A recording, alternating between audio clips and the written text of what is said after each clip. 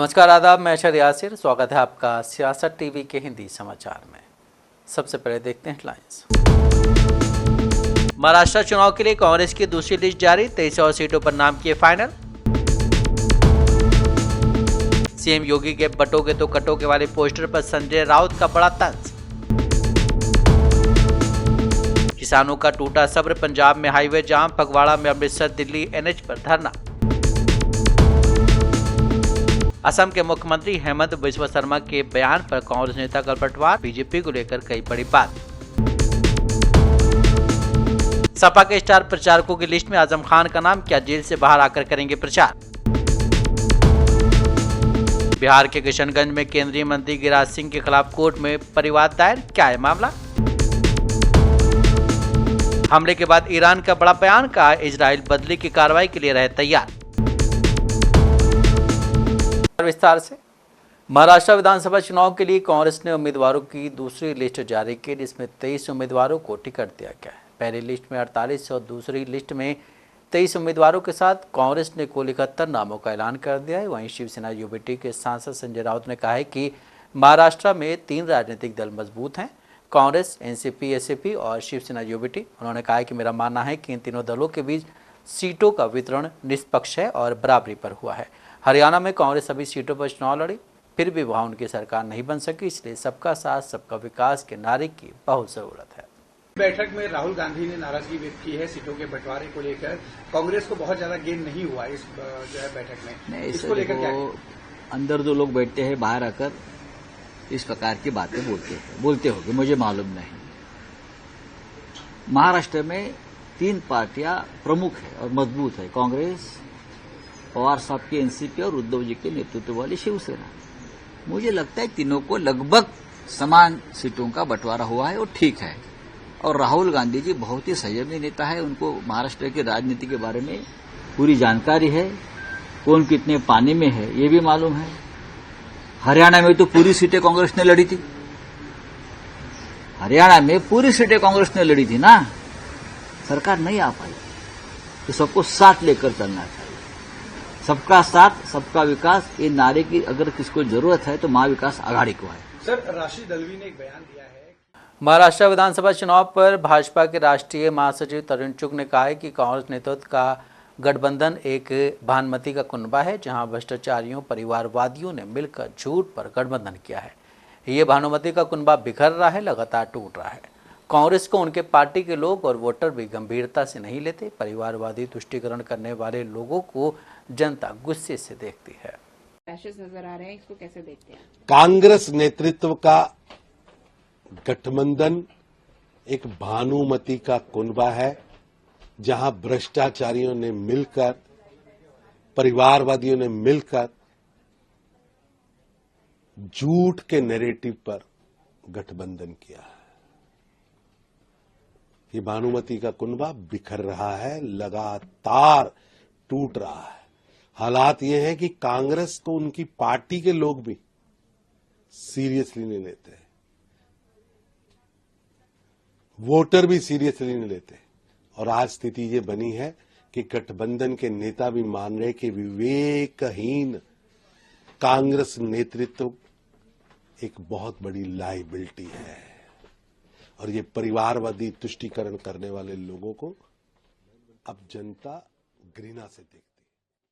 महाराष्ट्र विधानसभा चुनाव में महायुति और एनडीए दोनों ही खेमों में सीट बंटवारे पर अब तक अंतिम सहमति नहीं बनी। हालांकि दोनों दलों के नेताओं ने चुनाव प्रचार को लेकर अपनी तैयारी तेज कर दी। इस बीच यूपी के सीएम योगी आदित्यनाथ का बटोगे तो कटोगे लिखा हुआ पोस्टर लगाया गया है, जिसकी खासी चर्चा हो रही है। अब इस पर शिवसेना यूबीटी सांसद संजय राउत ने तंज कसा है।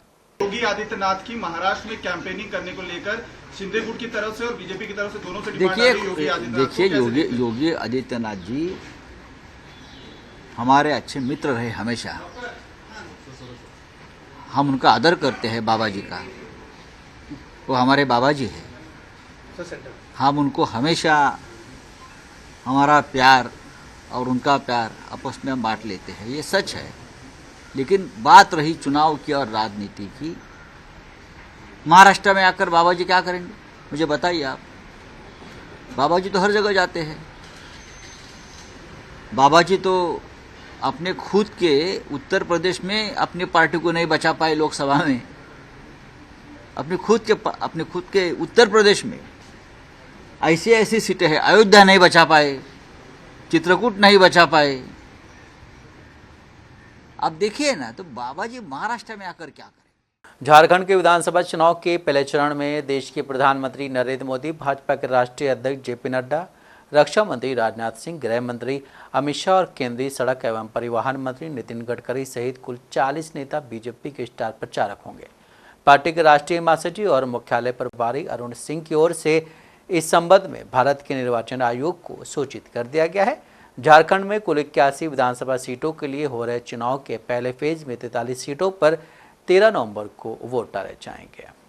इस चरण के प्रचार के लिए पार्टी और उम्मीदवारों के पास अब 18 दिन का वक्त है। भाजपा की ओर से स्टार प्रचारक घोषित किए गए नेताओं में केंद्रीय मंत्री शिवराज सिंह चौहान और असम के सीएम हेमंत बिस्वा शर्मा पहले से कैंप कर रहे हैं। पिछले दिनों इन दोनों नेताओं ने 10-12 सभाएं संबोधित की हैं। पार्टी की ओर से जिन राज्यों के मुख्यमंत्री स्टार प्रचारक के तौर पर राज्य में चुनावी सभाओं को संबोधित करेंगे, उनमें यूपी के सीएम योगी आदित्यनाथ, मध्य प्रदेश के सीएम मोहन यादव, ओडिशा के सीएम मोहन चरण मांझी, हरियाणा के सीएम नायब सिंह सैनी और छत्तीसगढ़ के सीएम विष्णुदेव साय शामिल हैं। केंद्रीय मंत्रियों ने धर्मेंद्र प्रधान और अन्नपूर्णा देवी और केंद्रीय राज्य मंत्री नित्यानंद राय और संजय सेठ भी स्टार प्रचारक हो गए। पार्टी के बड़े नेताओं में स्मृति ईरानी, यूपी के डिप्टी सीएम केशव प्रसाद मौर्य, बिहार के डिप्टी सीएम सम्राट चौधरी और राज्यसभा सदस्य लक्ष्मीकांत वाजपेयी, नागेंद्र नाथ त्रिपाठी, करमवीर सिंह, शुभेंदु अधिकारी भी स्टार प्रचारक बनाए गए हैं। भारतीय जनता पार्टी ने डॉक्टर रविंद्र कुमार राय को झारखंड बीजेपी का कार्यकारी अध्यक्ष बनाया है। डॉक्टर राय झारखंड के कोडरमा से बीजेपी के सांसद भी रह चुके हैं। साथ ही आपको बता दें कि कुछ दिनों पहले डॉक्टर राय के झारखंड मुक्ति मोर्चा में शामिल होने की अफवाह भी उड़ी थी। हालांकि उन्होंने इस खबर का खंडन भी कर दिया था। वहीं साथ ही वो पहले झारखंड बीजेपी के अध्यक्ष भी रह चुके हैं। स्वाभाविक है, क्योंकि अध्यक्ष चुनाव खुद लड़ रहे हैं हम, तो हमारी अपनी व्यस्तता है। तो हमारे एक पुराने साथी को कार्यकारी अध्यक्ष के रूप में केंद्र ने मनोनीत किया कि उससे अच्छा और क्या हो सकता है। हम सब लोग मिल करके अब झारखंड में जो हम कह रहे थे 51+ इस बार सीट हम लोग यहाँ ले आएंगे। नहीं, डैमेज कंट्रोल नहीं है भाई, इसमें डैमेज कौन सी का डैमेज कंट्रोल है?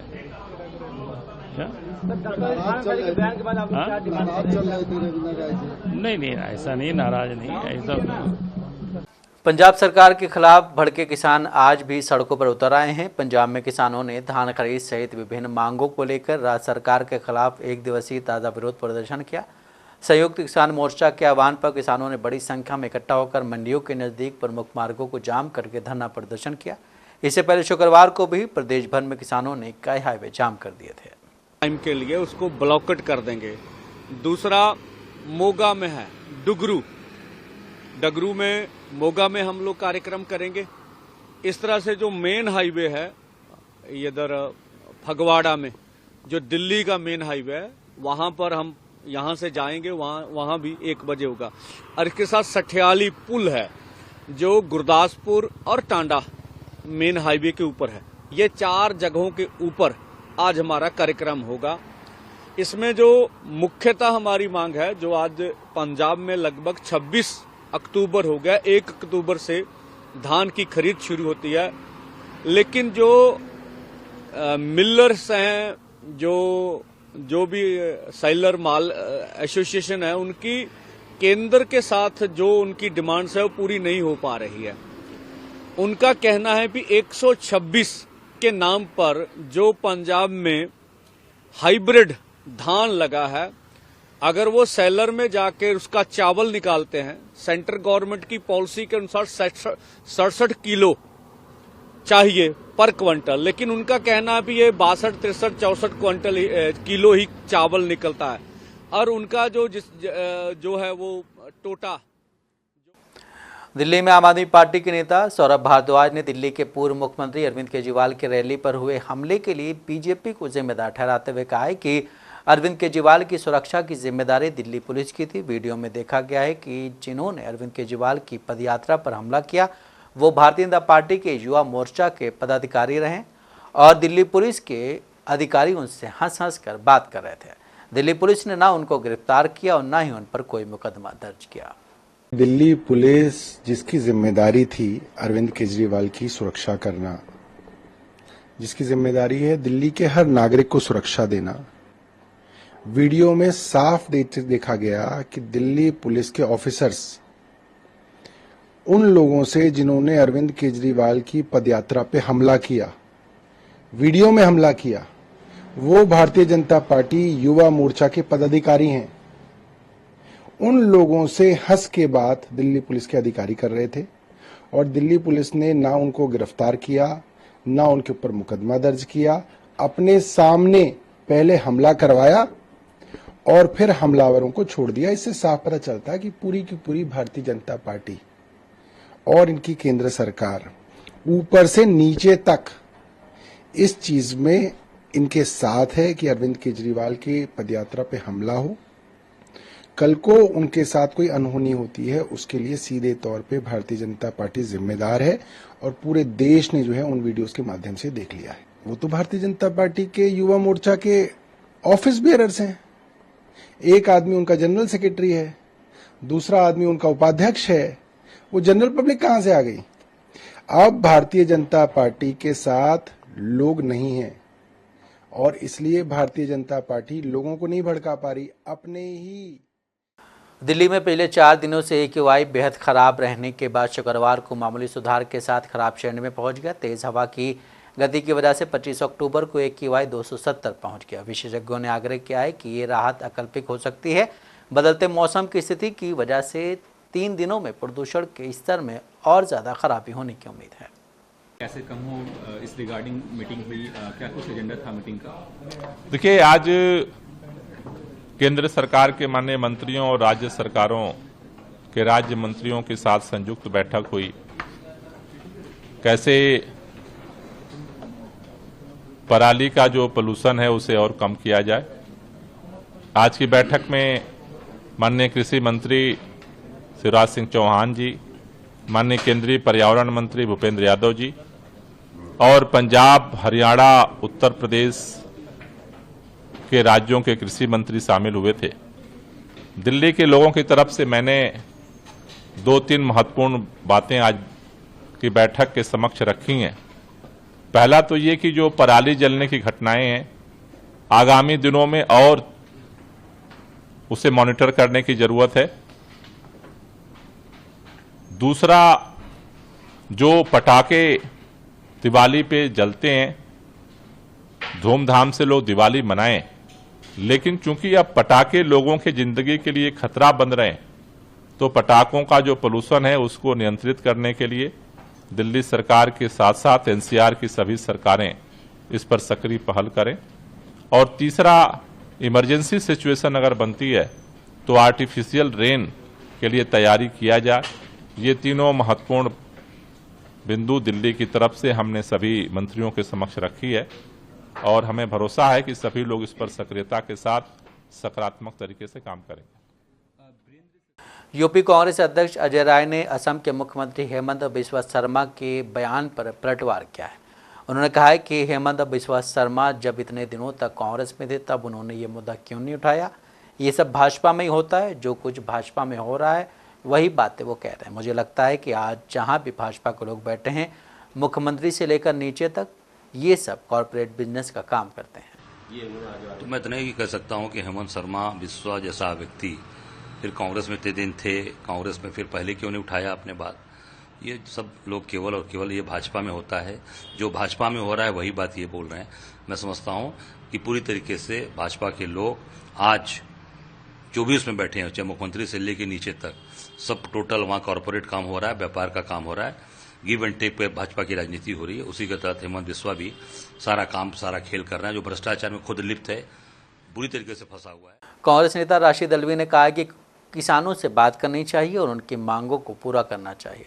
उन्होंने कहा कि पूरे देश में हो रहा है ये कि बहुत सारे राजनीतिक दल बात किसानों की करते हैं, लेकिन जब उनकी समस्याओं का मामला आता है तो आंखें बंद कर लेते हैं। पंजाब के अंदर भी आम आदमी पार्टी किसानों की समस्याओं का समाधान करे। ये उचित नहीं है कि जो देश के लोगों के पेट की आग बुझा रहे हैं उन्हें सड़कों पर बैठना पड़ता है। देखिए, किसानों से बात करनी चाहिए और उनकी जो जायज़ मांगे हैं उनको फ़ौरन इम्प्लीमेंट करना चाहिए।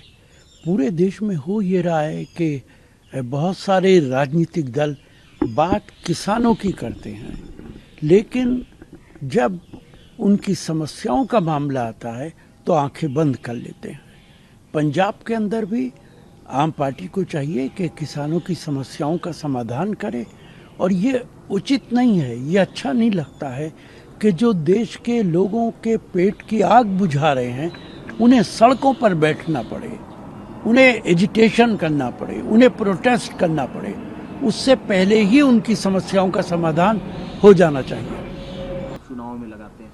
देखिए, वो जब कांग्रेस में थे तब भी आसाम के अंदर वो टिकट बांटा करते थे, कांग्रेस के भी बड़े नेता थे, तो इसका मतलब है कि वो 20% टिकट बेचते होंगे, उनका ये तजर्बा रहा होगा। अपनी ही आप बीती वो बता रहे हैं। अब तो मैं बीजेपी से कहूँगा कि उनसे होशियार रहना चाहिए। जब वो कांग्रेस के अंदर 20% टिकट बेचते थे तो अब तो वो मुख्यमंत्री हैं, तब तो और बड़ा खतरा पैदा हो गया कि बीजेपी के अंदर वो 20% टिकट बेचना शुरू ना कर दे। भारतीय कुश्ती महासंघ ने हाल ही में विश्व चैंपियनशिप के लिए चयन ट्रायल की घोषणा की थी, जिसे बजरंग पुनिया, विनेश फोगाट, साक्षी मलिक और उनके पति ने सहित कई लोगों ने विरोध प्रदर्शन किया और ये पहलवानों ने अदालत में अवमानना के लिए चुनौती भी दी थी, जिन्होंने सवाल उठाया था कि WFI द्वारा इस चयन वैधता के जवाब में बीजेपी के पूर्व सांसद और WFI के पूर्व प्रमुख ब्रजभूषण शरण सिंह ने साक्षी और उनके पति पर उनके हस्तक्षेप के लिए हमला बोला है। विश्व चैंपियन कुश्ती होनी है, जिसको लेके वहाँ के मंत्री ने, केंद्रीय मंत्री ने यह कहा है कि हमारे खिलाड़ी वहाँ पर जाएंगे। तो देखिए मैं आपका समझ गया। ये विवाद यहाँ से पैदा हुआ कि खेल मंत्रालय ने कुश्ती संघ पर प्रतिबंध लगा रखा है और जो UWW है, वर्ल्ड रेसलिंग बॉडी है, वो सरकार को नहीं मानता है। वो सब कुछ रेसलिंग फेडरेशन को मानता है। और ये प्रकरण, ये शुरू से स्थिति बनी हुई है, लेकिन सरकार और खेल फेडरेशन ने मिलकर के रास्ता निकाला। ओलंपिक में बच्चे गए, ओलंपिक में मेडल भी आया, और ये इसी प्रकार से चल रहा था। सरकार हस्तक्षेप नहीं कर रही थी और संघ अपना काम कर रहा था, और इसलिए टीम लगातार जा रही थी। ये विवाद इसलिए उत्पन्न हुआ कि साक्षी के पति और जिनका नाम है सतबत काद्यान, ये चले गए हाई कोर्ट, और हाई कोर्ट में इन्होंने एक मांग की कि खेल फेडरेशन ना तो नेशनल करावे, ना ट्रायल करावे और ना टीम भेजे, मतलब खेल की गतिविधि को एकदम ठप कर दिया जाए। लेकिन उसके बावजूद भी खेल फेडरेशन ने अभी यूथ 23 का वर्ल्ड चैंपियनशिप थी, जिसमें खेल फेडरेशन ने अपने खिलाड़ियों को भेजा, लेकिन इसमें जज ने स्पष्ट आदेश कर दिया था सीनियर को लेकर के, तो जिसको लेकर के ये विवाद उत्पन्न हुआ। और कल भारतीय कुश्ती संघ के अध्यक्ष संजय सिंह और बबलू जी और कुछ खिलाड़ी खेल मंत्री के यहां भी पहुंच गए थे। अध्यक्ष को बुला करके खेल मंत्री ने व्यक्तिगत तौर से कहा कि जो होगा देखा जाएगा, लेकिन खिलाड़ियों का नुकसान नहीं होना चाहिए। यही खेल संघ भी चाहता था। तो मंत्री जी के आश्वासन पर खिलाड़ियों को भेजा गया। आज सुबह वो सारे खिलाड़ी अल्बानिया। यूपी की 9 विधानसभा सीटों पर होने वाले उपचुनाव के लिए समाजवादी पार्टी ने अपने 40 स्टार प्रचारकों की लिस्ट जारी कर दी है। सपा की स्टार प्रचारक लिस्ट में वैसे तो कई नाम हैं, लेकिन इस लिस्ट में कई चौंकाने वाले नाम शामिल हैं। सपा द्वारा जारी की गई इस लिस्ट में सपा मुखिया अखिलेश यादव, सपा सांसद राम गोपाल यादव, सपा नेता शिवपाल यादव, सपा सांसद टिम्पल यादव और आजम खान का नाम भी शामिल है।